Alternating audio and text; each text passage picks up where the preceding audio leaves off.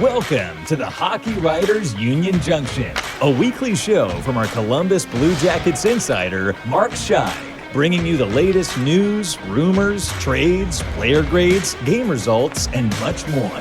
From training camp to the playoffs, from draft day to the trade deadline, he covers everything that happens with the Jackets.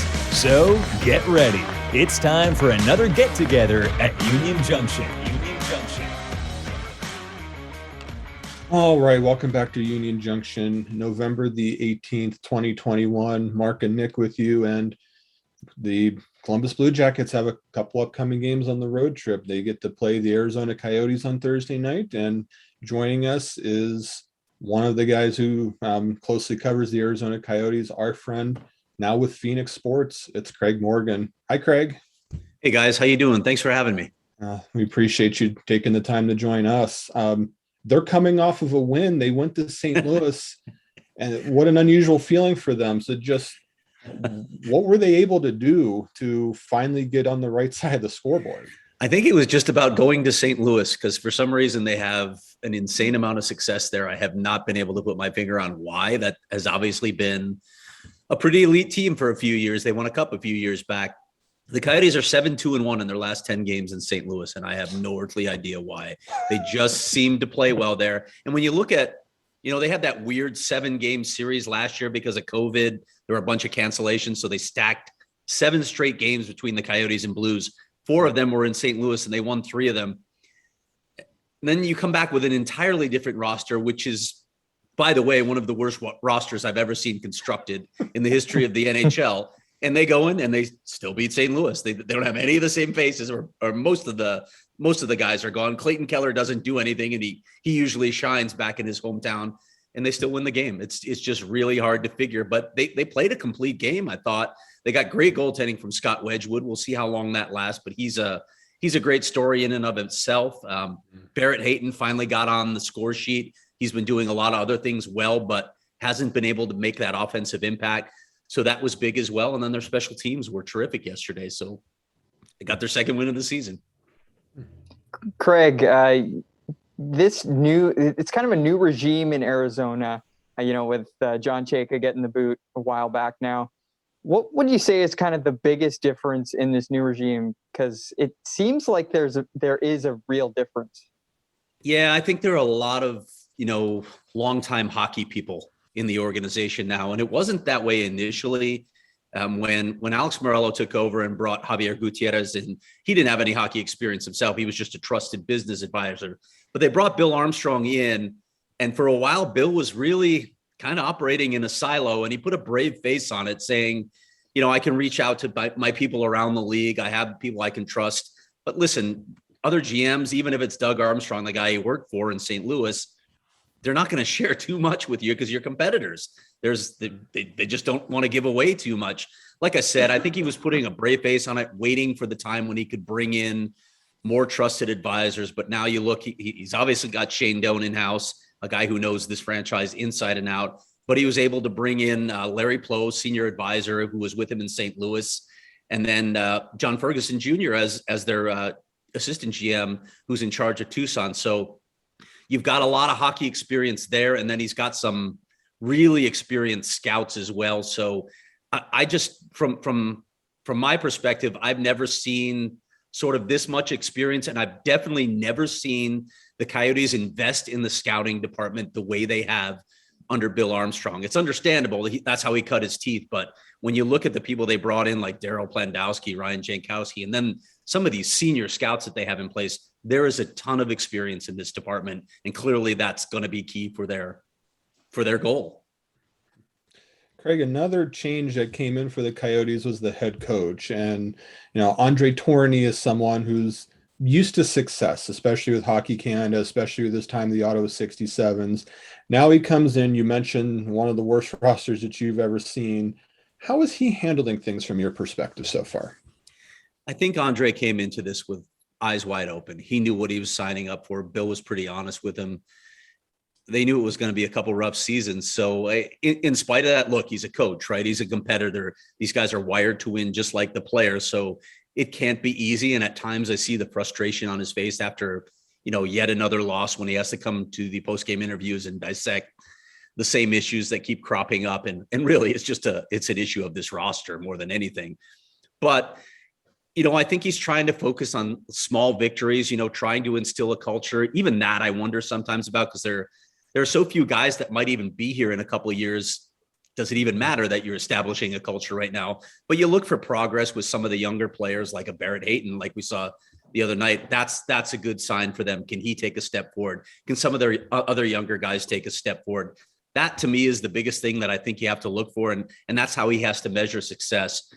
It's a really tough situation for André. I don't even know how to properly evaluate the coaching staff in this situation. Cause I've had people say, God, it looks like they're not playing any structure. They have no systems, but I watch in practice what they're preaching. And literally the day before the St. Louis game, André's out there preaching about not getting beat up by us, not giving up odd man rushes. And then they go into the game against St. Louis and give up 2 2-on-1 goals. And it's guys getting beat up by us. It's incredible. It must be frustrating in a way for him to be preaching these things and not seeing it, carry out on the ice. You mentioned a lot of turnover that could be potentially coming. Is there anyone in the organization who you'd consider untouchable? Well, I thought Jakob Chychrun was. I want to see how he comes out of this. Jakob Chychrun's really struggling. He was a guy that I thought really belonged in the top 5 of the Norris Trophy conversation last season. This season, he's a league worst. I don't know what it is. He's the worst minus rating in the league, for whatever that's worth. Plus minus is not a great stat, but he's had a lot of defensive lapses, and he's not producing offensively, which is the thing that we've come to expect. Now, he doesn't have the guys around him. It's hard when you don't have the forwards that you had in the past, even if the Coyotes forwards weren't great. They were middle of the pack. There was some talent there. And then he's lost all those experienced guys on the blue line that he relied on, including his partner, Alex Goligoski. So it's been a really tough transition for him. I'm really curious where guys like Jacob and Lawson Krause and Clayton Keller, where their heads will be in a couple of years after going through this. I don't know what to say on that question, to be honest. I don't know. I don't want to say they won't, but it would not surprise me if literally everyone from this roster moves on by the time the Coyotes are ready to, unveil the fruits of their labor, the fruits of the rebuild. And that's what I was curious about too, Craig, is the established leaders on this particular roster. How are they handling this situation? Because obviously no one wants to be going through long losing streaks like this, but just how are they handling it? And they're putting a brave face on it. It's hard to know. Listen, it's brutal, right?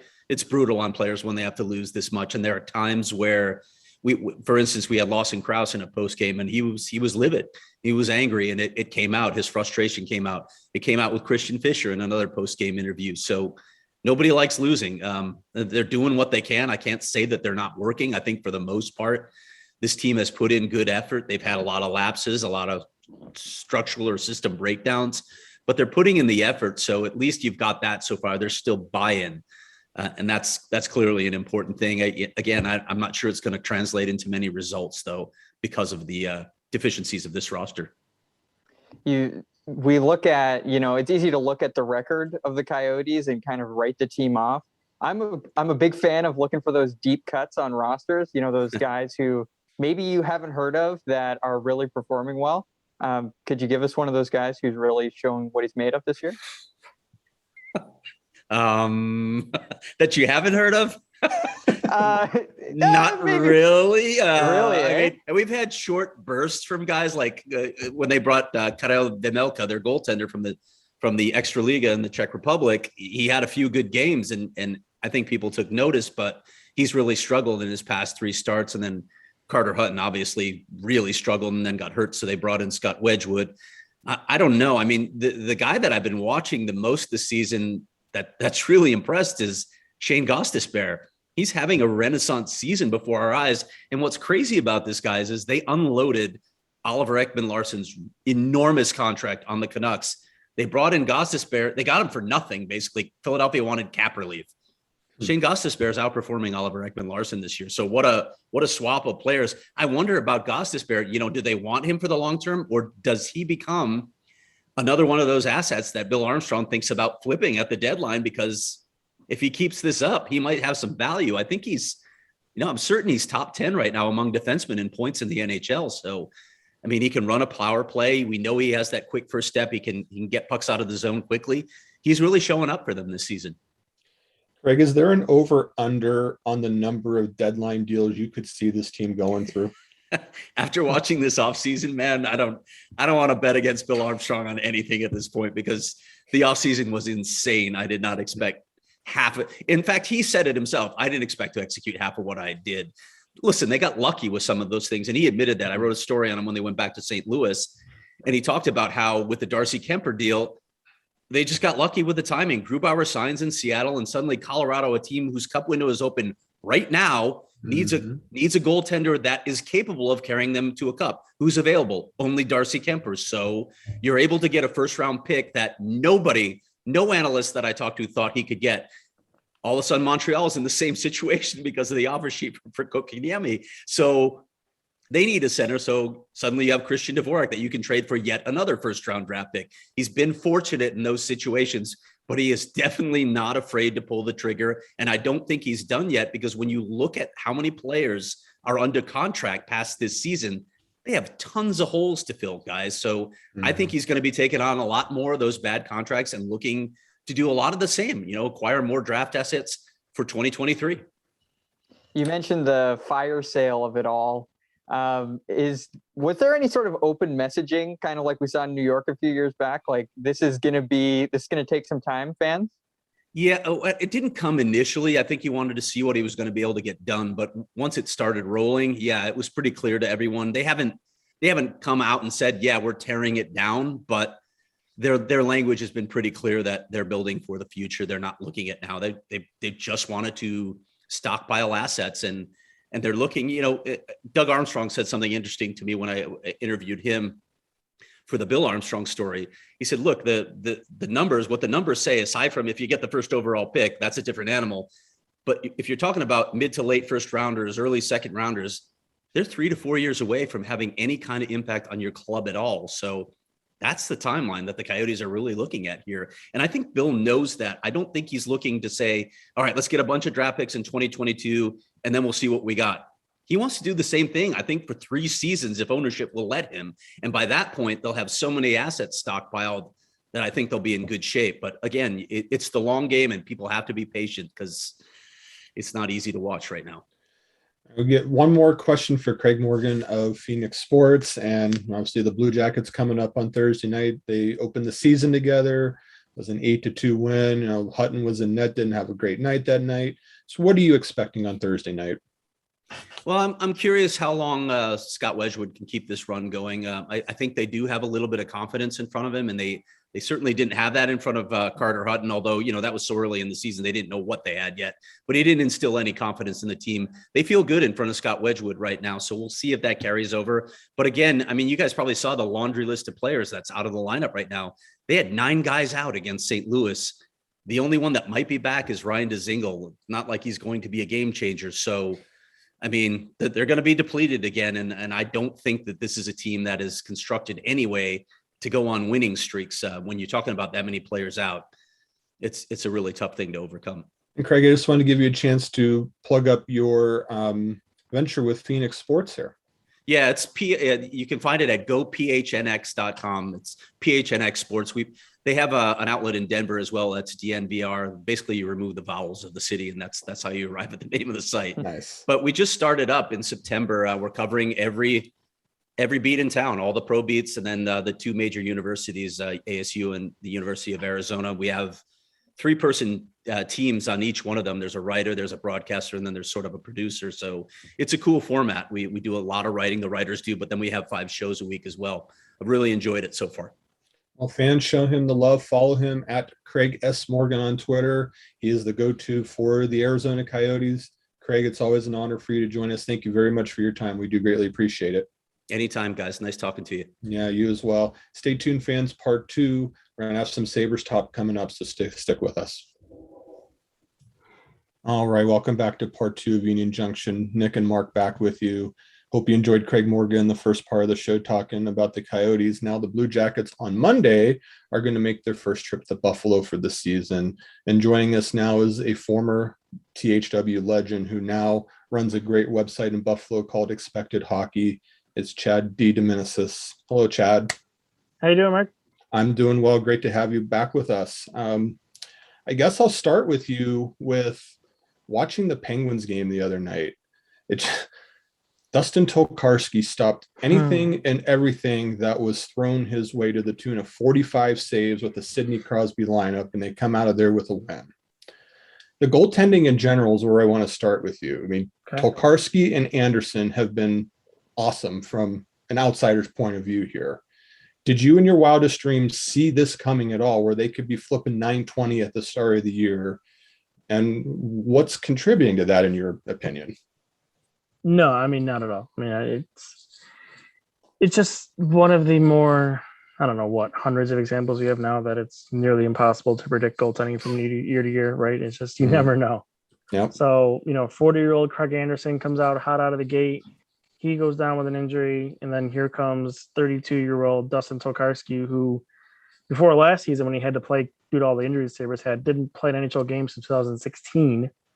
Here he is now, with a 9.20, like you said, save percentage. Like he's 16th in the league in goals saved above expected. Like it's wild right now, how well he's playing. And he's so fun to watch because he's not, the goalies in today's age are very technical and quiet in the net. And that is just not Tokarski's thing. It's unorthodox, kind of old style of goaltender, but dude just makes the saves. And, and the other day, it's all that really matters. It doesn't matter how pretty it is.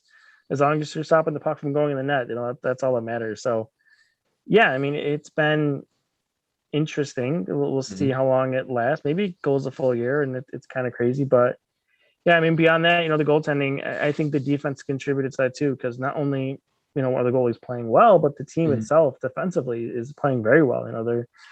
They're ninth in the today. They're ninth in the league in shot attempts against. They're 11th in the league in expected goals against. So they're not giving up a lot of shots. They're not giving up a lot of quality. When they do, their goaltenders are there to make saves for them. So that's one of the reasons they are where they are right now. And that's what makes them an interesting team. And even the Penguins game, like you said, 46 shots the other night, but really through 40 minutes, the Sabres were the better team.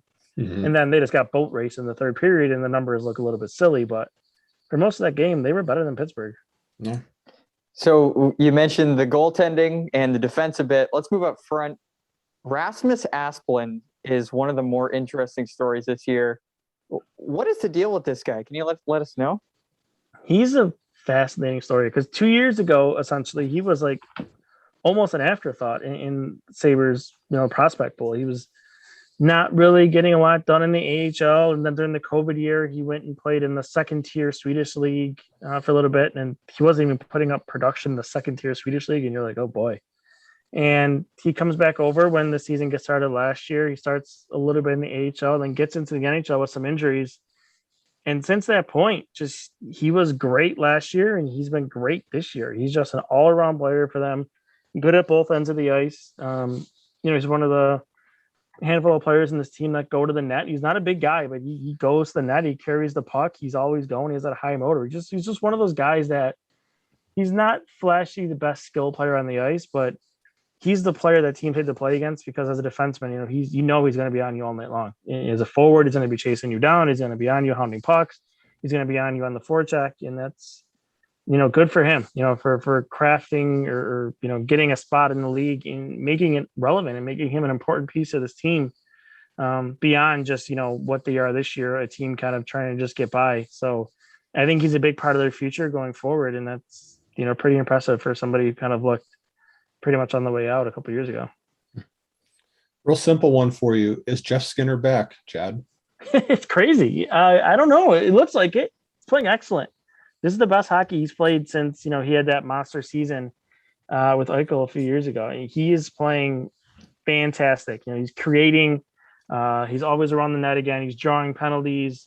The puck is going in the net for him now. He's getting those bounces that he wasn't getting the last 2 years. So I think last time I checked, he was on pace like a 27, 28 goal pace, which is right back what you would expect from Jeff Skinner. So that line, with Asplund and the only guy I haven't mentioned, Tage Thompson, who may be the biggest story of the whole Sabres season right now as a centerman, nonetheless, which is nobody ever saw that coming. That line itself is just unreal every night. That I can't think of the last time that line had a down game.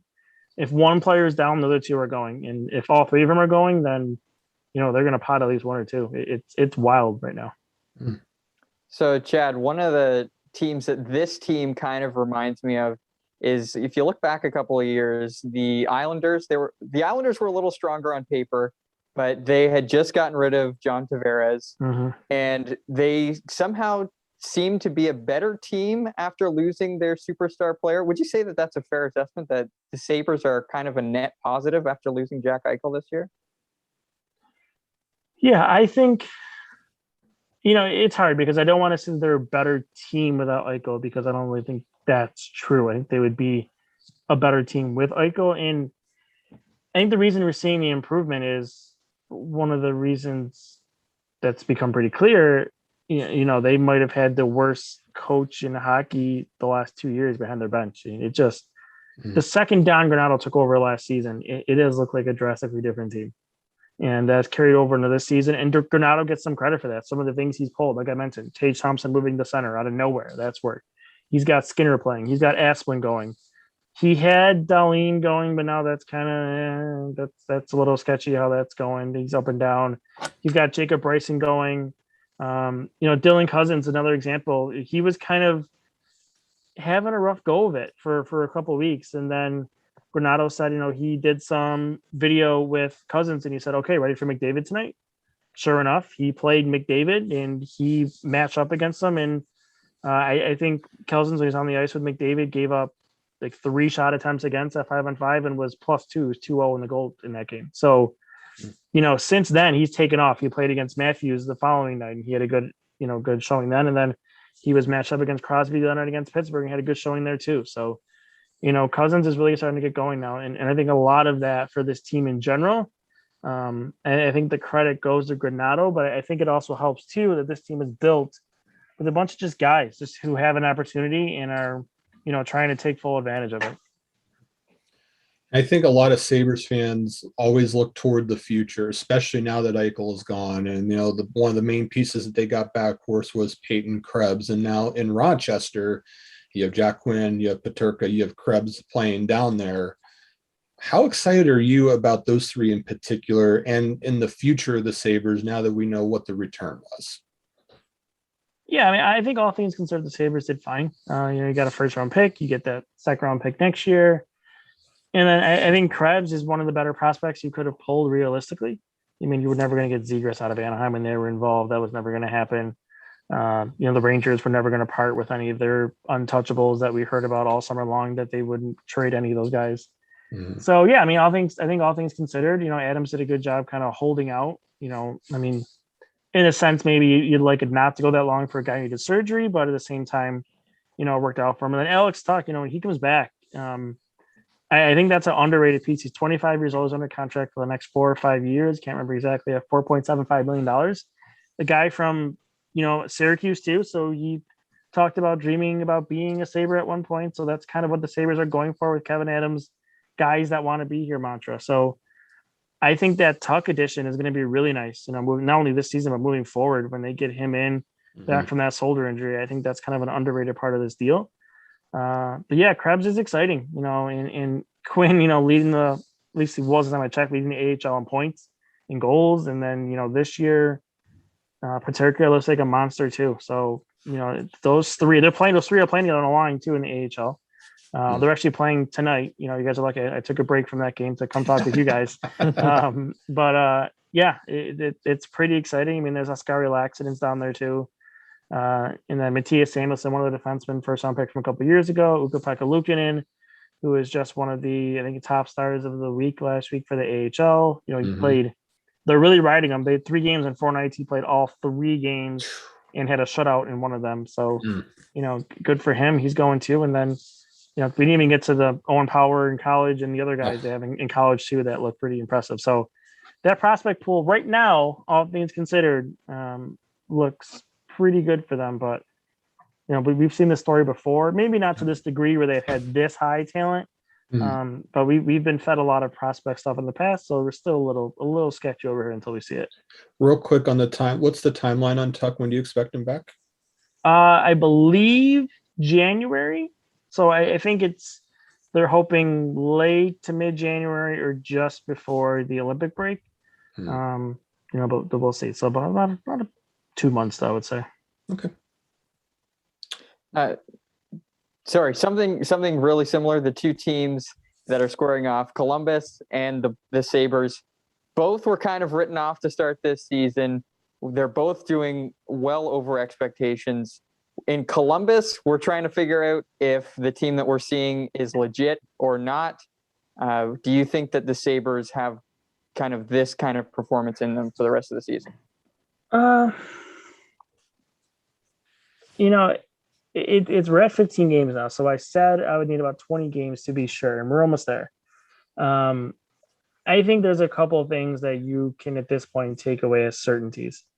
This team is going to compete every single night. There's very few nights that they're going to be blown out. You're not going to walk in here and get an easy game, or they're not going to walk in your building and give you an easy game. Most nights. There'll be some rough ones from here and there, but it's a team that's going to compete every single night, team that's going to be in games every single night. It's a team that's going to be interesting. And, you're going to hear about random players. You're going to see random players do great things. And as a fan for another team, like you said, you're going to be, who is this Rasmus Asplund guy that's been all over the ice all night? You're going to have a lot of that as an opposing fan watching them. So, yeah, I think where they are now, they're a point or two technically out of the playoffs. Are they going to be a team that's an 89, 90 point team with just misses? Probably not, but could they be around 80 to 82? Maybe. This is a team that people predicted to be around 70 points. So I think if you get around an 82 to 85 point team, that's well over expectation. And that's a good first step for them. One more for Chad DeDominicis of Expected Buffalo. I want to ask about the defense real quick, because I think one thing coming into the season, I think that fans wanted to see, okay, well, what are we going to get from Rasmus Dahlin this year? Seems like he's off to a really good start, but another guy at least that seems off to a good start is Colin Miller as well. What are they up to? What have they been able to do to get it turned around in your mind? Yeah, Miller's interesting. He's playing with Jacob Bryce right now. They played together the whole season, and that pair has been solid. Bryson has played really well. He's a smaller defenseman, but he really can skate. So when you see again, so Columbus fans, when they see him, he's going to be the guy wearing 78 that's flying around the ice, the little guy, 5'9". That's Bryson. But Miller's been interesting that he's been better defensively this year. He's always going to have his moments where like, oh boy, that's brutal, and it'll end up in his net. But he's been better defensively. He's getting a little bit of puck luck because he has that big shot, but it never really translated from a shooting perspective. But this year it is. He's getting goals. He's getting the points. So I think that's helping him. It's a contract year for him, basically. So, if he keeps this up, I would imagine he's moved to the deadline, and the Sabres would get a good, return for him. Again, for those right shot defensemen are well coveted, as we know, in this league. Yep. You guys all know all too much with Seth Jones, what you got there for that return. So, yeah. Colin Miller's been great. Dahlin's been shaky, and he's been up and down. The one guy you didn't mention who's been really good all season and under the radar, he's been under the radar for years, is Mark Pysyk. He's just been great.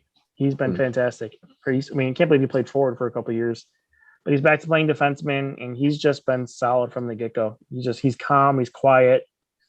You don't really notice him out there, but that's a good thing, because when you look up at his numbers on the night, he doesn't give up much when he's on the ice. So he's paired with Dahlin right now, and that pair has looked pretty good. And then, you have Robert Hagg and Will Butcher right now, which is kind of sketchy, but with Yoki Hara with the ankle thing, they'll kind of roll with that for a little bit here. Chad, I want to give you a chance to pump up what you're doing with Expected Buffalo. I know you do some podcasts. I know you do great work in the Buffalo market. Just what all do you do right now?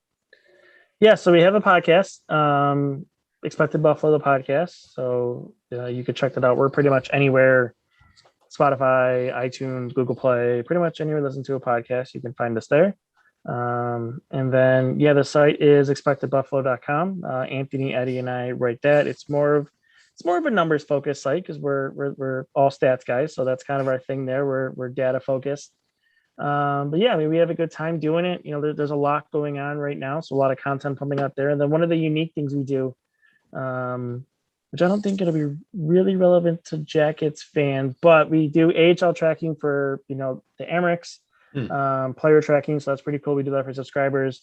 And then also this year, we're doing the University of Michigan defenseman and the University of Minnesota defenseman. We're doing player tracking for them because of Owen Power and from Minnesota, Ryan Johnson, their first round pick from a couple of years ago. So not only are we tracking them, but we're getting Luke Hughes data from Michigan, and then we're getting some Jackson Lacombe data and Brock Faber from University of Minnesota. So tracking those blue lines, seeing how the Sabres prospects match up against the other defensemen. And then, we kind of match up the Gophers and the Wolverines because they're both Big Ten schools. And a couple weeks they're going to play each other. Ryan Johnson against Owen Powers. That should be fun. A lot of fun for sure.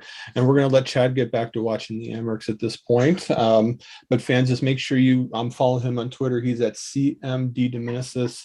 Does a really good job out there. Chad, always appreciate your time. Thank you very much for joining us here talking Sabres. Anytime, Mark. Thanks. Thanks, guys. Fans, thanks for joining us here on the show. Hope you all have a great week. We'll see you next time here on Union Junction.